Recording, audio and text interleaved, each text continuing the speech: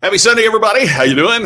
Hope you are having a good day wherever you are. It is a beautiful, beautiful, beautiful Sunday here in Las Vegas. It's still kind of strange for Tammy and me to get up in the morning and on a Sunday morning and have a cup of coffee and then turn on church on the iPad. not quite accustomed to that yet, but it is always a good day when we have a chance to do that. And Charles, first in, I'll tell you what, you had some stuff going on during the week, but man, on the weekend, you are right here, my friend. I am so glad. Thank you very much for being here, and thank you for all the comments. I always appreciate that very much. Hey, Brian, hope things are good in Madison, Wisconsin. I've been participating this weekend. We're on lunch break right now, but I've been participating in a weekend seminar virtually. And one of the people that was talking about the course and everything was talking about living in Madison, Wisconsin. And she turned her computer around to show everybody. And I see it's maybe been a little rainy there, but oh my gosh, it was just fantastic. Thanks for asking. No, we did not go to dinner last night. In fact, because the program that I was working on, been a part of, ended up going about an hour late. We had in the freezer, I got to tell you, if you have not purchased Wahlburgers, which is Donnie Wahlberg and Mark Wahlberg and their brother, but it's WHALBURGERS. They're frozen. Oh my gosh, these hamburgers are absolutely spectacular. And so we made a couple of Wahlburgers and some tater tots and had some fresh veggies and just had a great dinner at home. And then we got in the car and we drove on the Strip. So I'm gonna talk about that in just a minute. But Brian, I really appreciate you asking. Hey, Dwayne, happy Sunday to you too. Glad that you are here today. Ted, good to see you. Raining in Minneapolis today.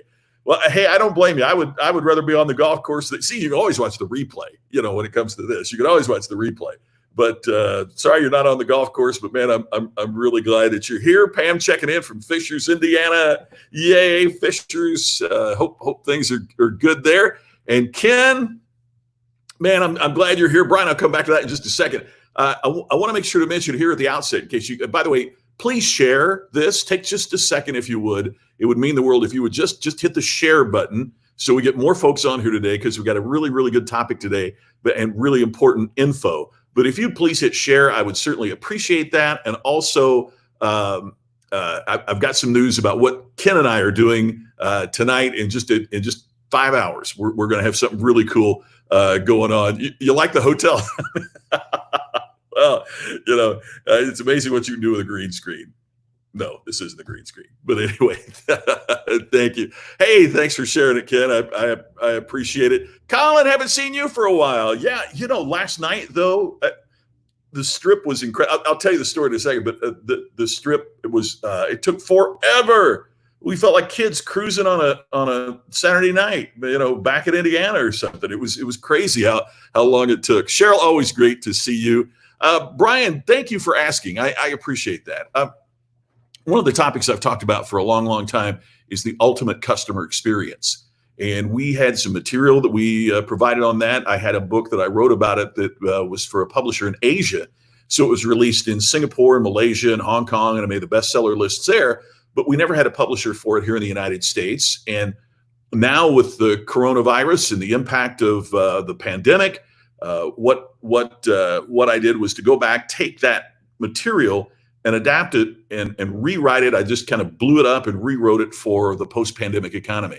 So it's on what we need to do as businesses to shift and change and serve our customers with the ultimate customer experience, even better than we have been in the past, because customers need it more now than ever because of all the things that are going on. So I'll have more news on that for you soon. Hey, Mike, good to see you. Thank you for being here. I really appreciate that. So Ken asked, did the Strip open up? Okay, so everything's closed on the Strip, or most everything, but you know, you can kind of get out and drive it. And Tammy and I just kind of get out of the house, got in the car and we'd take I-15 down to Sahara get off at Sahara, which puts you where the Sahara Hotel used to be and now is again because they've renamed it. But it's down where the Stratosphere and on that end of the strip is. Then we just drive the strip all the way back to Mandalay Bay, and then come back and come back home. But just kind of see everything, and it's so weird, and hopefully something we'll never see again. And Tammy's posted a few pictures that I've shared on social media. How deserted it was. I mean, we drove the strip one time, and I think we saw two other cars, other than the police cars that are blocking, their security and blocking so that you couldn't drive into Bellagio or something like that, for example. And last night, by the way, what they did, we talked about never waste a good crisis. That's kind of what they're doing on the strip, because it is torn up. I mean, it is. They have they're peeling all the asphalt. They are redoing the entire strip. And what a good time, right? There's less traffic now than there's probably ever been. And so it's kind of down to one lane in most places, one lane each direction. So they've closed one side, but it's even the side that you could drive on is really bumpy bad. So we get down there last night, and evidently everybody else had the same idea because there were so many people. But the other thing was, I'll bet you, and this is no inflated number, I bet you we saw 1,000 people on bicycles last night at 9:00 p.m. on the strip. The other thing is restaurants can open. So the Peppermill restaurant, which has been in many movies, the old time Casino and those types of movies, that is open. And so they were not practicing social distancing in the parking lot of the Peppermill. We saw a bunch of old cars. So it's just really incredible how it's changed and what's going on. So pretty amazing. Hey, Brian, I appreciate. You'll be right there as soon as it comes out. We're waiting on a release date, and it's kind of a strange thing in terms of publishing because, once we get to October, maybe even after Labor Day, everything is going to be so dominated by the presidential election. It's a really bad time to release a book. So we kind of got a small window, late August, early September to try to get this out. So we're working with that. Cindy, yeah, we all need that, don't we? Tammy and I were talking here about, I think I get more out of doing these daily distinction things than anybody watching, because it just kind of keeps me looking for things to share with you and being positive and all that. So hopefully something a little positive coming your way back home. Hey, good day, Ron. It's so great to see you. I'm so glad that you are here today. Yeah, beaches are getting fuller and fuller, so we'll see what happens. Oh, I hope so, Ted. Thank you. I really, really appreciate that. And Colin, you've been to the Peppermill. It's old time Vegas, man. It is something else. Yeah, it is. It just it's one of those things, and I don't mean it's to sound wrong since I live here, but when the lights in Vegas are off on the strip or the strip is empty, it's almost like if they turn the lights off on the Capitol building or that kind of thing. It just doesn't feel right. It feels like something is missing in the vibrancy of America. Jerry said, just look at the live cam from Fremont Street, and it's like a ghost town. Yeah, and see, we didn't go downtown. We were just on the strip. By the way, in case you don't know, downtown is considered like where the Golden Nugget is, and it's the old, downtown before the strip and that kind of thing. And yeah, we didn't get down there, and there's really no reason to go to Fremont Street. It's everything is closed. It's just I think they're in for a tougher time there than the strip. Charles says, I wish all cities would take advantage of this time. We have more potholes than yeah. We've talked before, Charles. Like I said, we've talked before about never waste a good crisis, right? Churchill said that. Never waste a good crisis, and this crisis is a chance for us to make some changes and for us to do the things that we need to be doing in our businesses and our lives. But it's sure a time that companies ought to be, thinking about what we could update and what we could change, and cities need to be thinking about how do we fix the roads and how do we do all that, So now, Ken, are you calling me old Vegas? Is that I'm old and I live in Vegas, is what you're telling me. That's the deal. Hey, Pam, I appreciate that so much. Thank you. It's always a spark for me to see you here. So thank you for being here. And again, thanks to everybody that shared this. That's really, really important. Okay, got something important to talk to you about today. And it is on kind of what we're talking about here. But before I do, I just want to make sure that that on tonight's Ken and Glenn show with a guy named Scott, we have a special guest. It's the voice of the Dallas Cowboys. Brad Sham is the longtime play-by-play broadcaster of the Dallas Cowboys. Think about the sporting events this guy has not only seen, not only been to, think about the ones that he was the voice of these incredible events. And I just can't wait. As an old radio guy myself, I'm just so excited. So tonight at 8 o'clock Eastern, 5 o'clock Pacific, it's going to be Ken and Glenn and me, a guy named Scott, on our show that we do every week. And our special guest is the voice of the Dallas Cowboys, Brad Sham. I can't wait. It's going to be so exciting.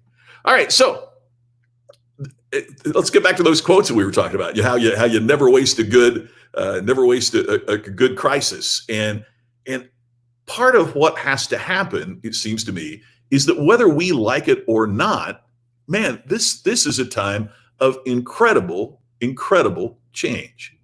I've been participating, as I said, this weekend in this online virtual event, and man, it's amazing. The technology is crazy good. And as the owner of the event, the promoter, was talking about, hey, here's future opportunities for future events. We're gonna, if everything's okay, we're gonna be doing it live. And immediately the question board popped up with tons of people going, oh, could we also do virtual? Because they've enjoyed the online aspect of it so much that they don't want to go to the conference now. They don't want to get on a plane and go to Orlando or to Scottsdale or Vegas, unfortunately, or wherever. They want to do this. That's a huge change. And I think it's a change we're going to see. Are we going to start shaking hands again, or are you going to feel a little funny about that? I know I'm kind of doing the fist bump, when I see somebody now, or we'll do the virtual hug where you kind of act like you're hugging each other. So there's incredible changes going on right now. And part of what we have to change as it comes to this are our minds. George Bernard Shaw said, those who cannot change their minds cannot change anything. Yet there's a problem with change. Number one is we resist it. We've talked about that here before on Daily Distinction, is that it's not change that we fear so much as it is the unknown that accompanies change. If we knew by going to point A to point B that this was going to happen and there was no risk and all you had to do was to go from here to here, then everything was good, then we wouldn't resist it as much as we do when it deals with the unknown. It deals with all of these challenges that are up there. So what we have to understand is we have to be willing to change our minds. We have to be willing to look at what we can do to change and reinvigorate ourselves about a changing world, because we're going to talk about change and why that's so important. Kid said Fremont. Thank you. Fremont Street is old Vegas. I think he called me old Indy. I don't know. And Randy, you're right. I mean, cities are laying off and furloughing. By the way, Randy, it's great to see you laying off and furloughing people because they don't have revenue. It's a catch-22. Yep. You're right. And yes, Brad Sham is a legend. It's going to be fun today. Hey, Ernest, I'm glad you're going to be there. I hadn't seen you on here yet. Great to see you. I hope he's around 1982. Yeah, wouldn't that be a great story? Absolutely. NASCAR is running today with no fans in the stands. Jerry, I saw that. And IndyCar is talking about doing the same. And then, so I got to make sure I check that out. No, it's like I saw this thing, Ernest, that said, can't wait for TSA again. So it's so true. Yeah, the states can't print money like the feds can. You're right. So as we look at change, part of what we have to understand is that change is always going to involve a degree of risk, right? And that's part of why no one wants you to change. Part of why it's so difficult to change is because it's hard to get support for change. I mean, people don't want you to change, because if you change, it does a couple things. It means that the dynamic between the two of you will be altered and people like what's safe, right? If you change, it means something's different. And I also think, and I mean this respectfully, I also think that it points out to other people that they haven't been willing to make the change. And it points out to them that they, in fact, could do more, could have done more. And it makes it difficult. So what we have to understand is that change is always going to be challenging. Abraham Maslow wrote that in any given moment, we have two options: step forward into growth or step back into safety. And these are not safe times. I don't mean that just in terms of catching a virus. I mean, these are not safe times in terms of if all you do is what you've done. Here's a line I've always hated. I've heard so many speakers say this line. I hate this line. I was not long before the pandemic happened. This speaker was up and they say, if all you do is all you've done, you know the end of this? All you're going to get is all you got.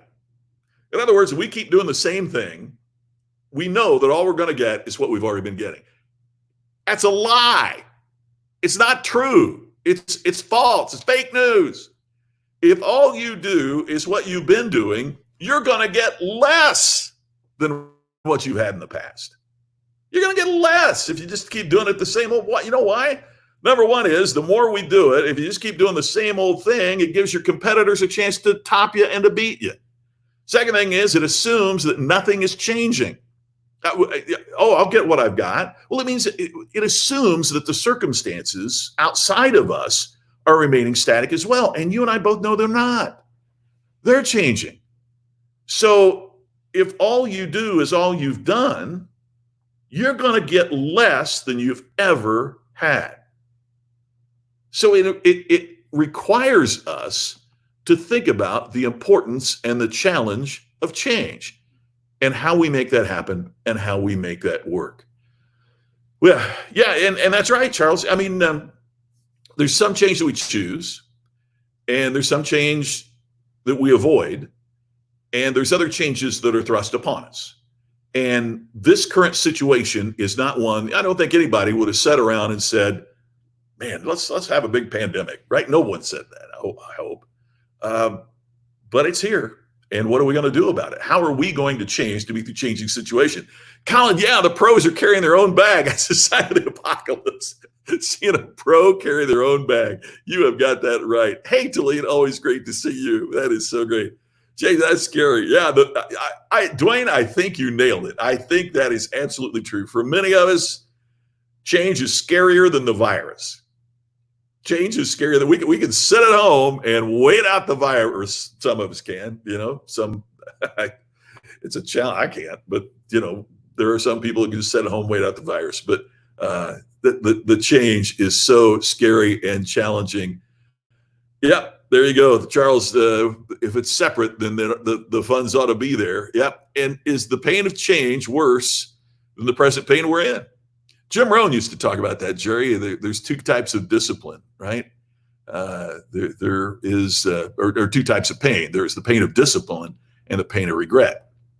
The pain of discipline to do what we need to do, or the pain of regret because we haven't done what's necessary. So where does change begin? And change begins with your attitude. Just how you look at things. Wayne Dyer is famous for saying, when you change the way you look at things, the things you look at change. And Maya Angelou, as you see here, says, if you can't change it, change your attitude. And it begins with how we perceive it. One of the challenges that I'm going through in my business is that, man, for all my life, most of my professional life has been as a speaker at meetings and conferences and events. Try to find one right now, a non-virtual one right now. So I am so fortunate because the background that I had in broadcasting and radio and television for 2 decades really lends itself to this virtual connectivity that we're all trying to learn. But it's different. It's scary. It is challenging when something that you love to do. And my musician buddies, you heard from Joe Bonsall of the Oak Ridge Boys here a few days ago. Dana Williams from Diamond Rio was with us a few days ago. And it's like they've been told, fellas, you got to go home. You can't do this anymore. It's scary and it's challenging and it's changing. So what do? You have to make the conscious choice that you're not going to pull the covers over your head. Maybe you do it for a day or two and whimper a little bit. But there's a point that you got to put on your big girl or big boy pants and get out there and make it happen. And it's part of what we have to do to maintain and to grow. Hey, Mark, great to see you. Yeah, if we aren't growing, we're dying. And the only way that we grow is change. I mean, that's it. So the question that I would have for you is, what are you willing to change? What are you willing to change in your life? It might be that you try a different approach to what you're already doing. It might be that you work on something that you haven't worked on before. Hey, I know I've been seeing all these ads. Have you seen them for the language companies, whether it's Babbel or Rosetta Stone or others? And it's talking about, you can get on your iPhone and learn a new language, and you speak the words into your phone, and it analyzes whether or not you're pronouncing it properly. I'm in another language, and it gives you pronunciation. You could learn a new language just sitting in front of your iPhone 30 minutes a day. Whatever it might be. We're going to change our business in so many ways and exciting. That's part of why, that's part of why I'm attending the program this weekend. One of the lines that's always bothered me is when they say you can't teach an old dog new tricks. Well, first of all, I ain't a dog. And secondly, these ain't tricks. It's a profession. It's not a trick. And so what we need to do is to teach old and new pros new methods, new approaches, new ways, changing things that we can do. Hey, Jeff, great to see you. Yeah, we are looking for something to make us feel a little more normal. And I think that's one of the great things that they're doing, is to try to help us and make us feel a little more normal. Isn't it interesting how God gives us experiences that's valuable later? Yes. Teddy, you bring up a great point, and that is, a lot of times we'll say, oh, if I knew then what I know now. And that's a line I've always thought doesn't work. And you know why? Because if I knew then what I know now, even if I'd known it then, I don't think I'd been smart enough to apply it then. Does that make sense? It's not only the knowledge, it's the application. When people say that knowledge is power, it's the dumbest thing that's ever been said, because if knowledge was power, then university campuses would be the source of power in the world. The people ruling the earth would be university professors if knowledge was power. But it's not knowledge that's power. It's the application of knowledge that is power. And that's the problem of saying, if I knew then what I know now. Knowing it doesn't mean I'd be doing it then. I might not have, at that earlier point in my life, been smart enough to know it's something I need to do. So change is uncomfortable. Change is going to happen whether we want it to happen or not. Change is going to be our challenge for the future. So I don't know about you, but I think I'd rather pick how I change than have change thrust upon me. Look, there's some changes like what we're going through now. It's just part of the deal. There's nothing we can do about it. It has been thrust upon us. But what can you do? What can you change? That's, the last part here of my career in my life has been dedicated to the research and the study. Matter of fact, we're involved with a couple of projects right now. One in fact is one of the world's leading research organizations that do independent research, and we're partnering with them to do research on why would customers choose one alternative over another. Why would a customer choose you instead of the competition? What is it that makes customers choose you? Well, here's the challenge, right? If they're not choosing you now, and you want them to choose you, then you're going to have to change something to create distinction and become the better choice.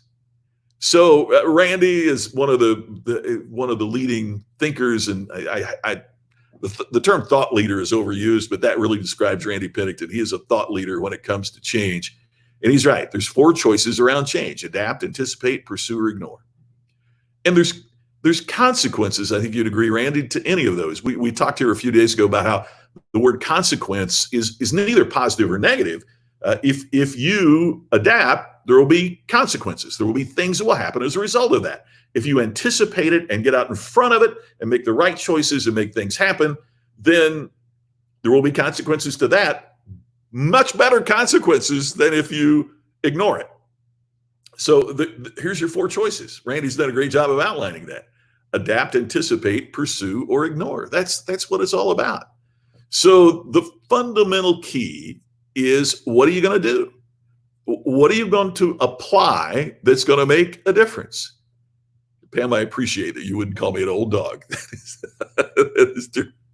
So there's always, as Randy says here, there's always going to be consequences. So what steps are you willing to take? And that's what we're researching right now. It's what my books have been about. It's the program and the course that we're going to be creating and offering is what do you do to stand out so you can earn more? What does it take? And the fundamental building block is, what are you willing to change? What are you willing to change? And saying that we need to change is not saying what we're doing is right. That's one of the challenges I've had as I've talked about distinction, whether it's individual distinction, how can we do more with our lives, or whether it's organizational distinction, is people seem to think I'm saying, oh, you've been doing it wrong. That's not what I'm saying. There are company policies that if they would go back and look at why those policies were in place, there was always some decent reason why they put them in place. It's just that they kept them in place, and times changed and situations changed and people's changed and customers changed and things changed, and they kept the old policy in place without changing the policy to make sense for the current environment. So it's not that things, been doing things wrong. They were exactly right when they came in, but now let's do what's exactly right for now. And that's what we're working on. That's what it's about. Dwayne says, I'm approaching each day like I did, but keep your eyes and ears wide open to customer new needs and adapt, adjust, aware. Yeah. Change can't be planned out, but we can plan out how we are going to change. Right? I mean, I didn't sit around and have a pandemic business strategy for our little business. I didn't have that, but I can plan out how I'm going to change. And that's the question for you. How will you change? And we'll talk about this more in the coming week, but I will promise you this, nothing's going to change until you do. When you're willing to change and when you're willing to find a better way, and that's part of why we're here every day. I mean, that's part of why I'm so thrilled to see all our friends that come here every day and we talk every day, is because hopefully change does not mean we have to blow everything up.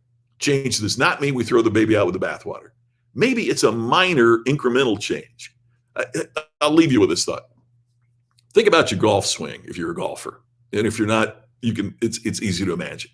And you groove this golf swing and you continue to get these same results because of the golf swing that you have every single time.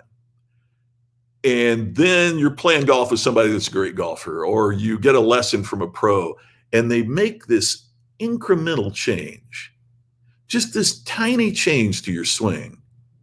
And all of a sudden you're hitting it 10 yards farther, or you're hitting it much straighter.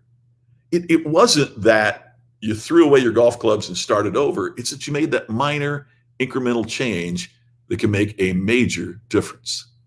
Think about a plane taking off from New York City going to Los Angeles. Through the entire, it's not that they take off and they point it west and hope for the best.